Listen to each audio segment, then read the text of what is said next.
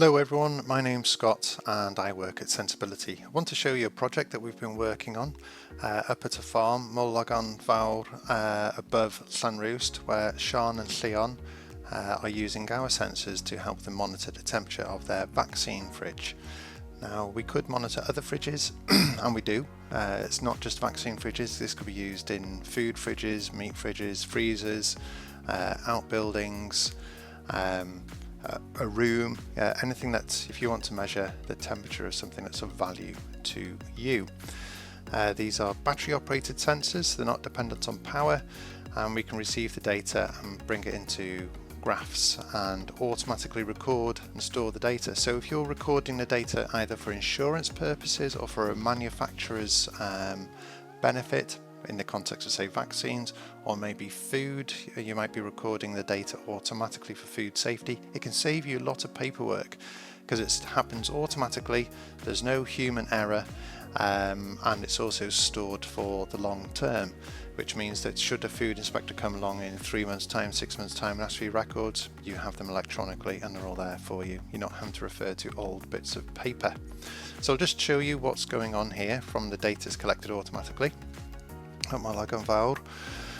So you can see the data's there on a 1 week cycle, but we can you can look at it closer in on 1 day, etc. Depending on data plans, you can store the data for longer than that, 12 months or more.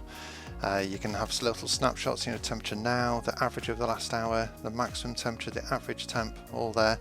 But again, these are all stored for you. You don't have to look at these. You can just let the system work, but they're all stored there in spreadsheets and things. At the farm, we're also storing the data at a cattle barn. That's because temperature and humidity are beneficial for the welfare of cattle at the farm, where you actually have this THI, temperature humidity index for cows, where you can see on the graph where different levels of temperature and humidity, you end up with a calculated value, and it can affect the estrus behaviour of cattle, conception, milk yields, which are all direct outputs that are required for a farmer to ensure there's appropriate levels of profitability within the business. All this data is there automatically. We'll go back up to the top of the vaccine fridge. This is a scenario that's applicable to many different industries. So we can send you a threshold. When a threshold happens, we can send you an alert, that's what I should say. But our little secret bit of source there from SenseAbility is that it's not just an alert saying, oh, the fridge is now 8 degrees, is that we can introduce a bit of AI, a bit of artificial intelligence. When WhatsApp is kicked into action, before it actually sends you the message via WhatsApp, is that it will look over the previous history of the previous up to 4 hours of the fridge data. Now this is key because the fridge might hit 8 degrees Celsius, for example. It might be a large walk-in fridge at a factory or a butcher's or something like that, or at a supermarket. And it might hit 8 degrees because the door's been left open and people, there's a stock change that's going on.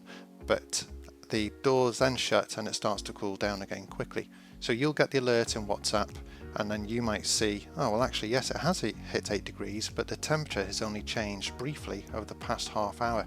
I think that'll be fine. I'll check in on it myself in 1 hour's time, something like that.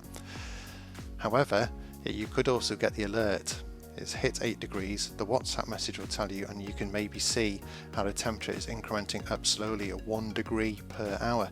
Now that starts to indicate it's not just the door that's been left open, that's suggesting there's a bigger fault, that maybe the electric has failed, because for example, these sensors are battery powered, they're not dependent on power, so they still continue to work and record data.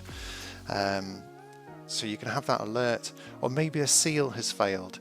But that means you can now go and investigate. It can provide you with a different context and ensure whether you need to go investigate further or not, or you might just need to wait half an hour or so, depending on the information.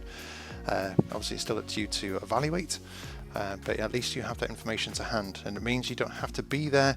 It means you can be out and about, whether you're out in the field, down the aisles in a shop, or even out and about checking out new business opportunities. So that's it, that's something we're working on with SenseAbility.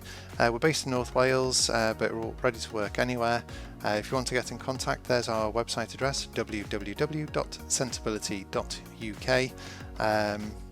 Look forward to hearing from you soon. Take care. Bye bye.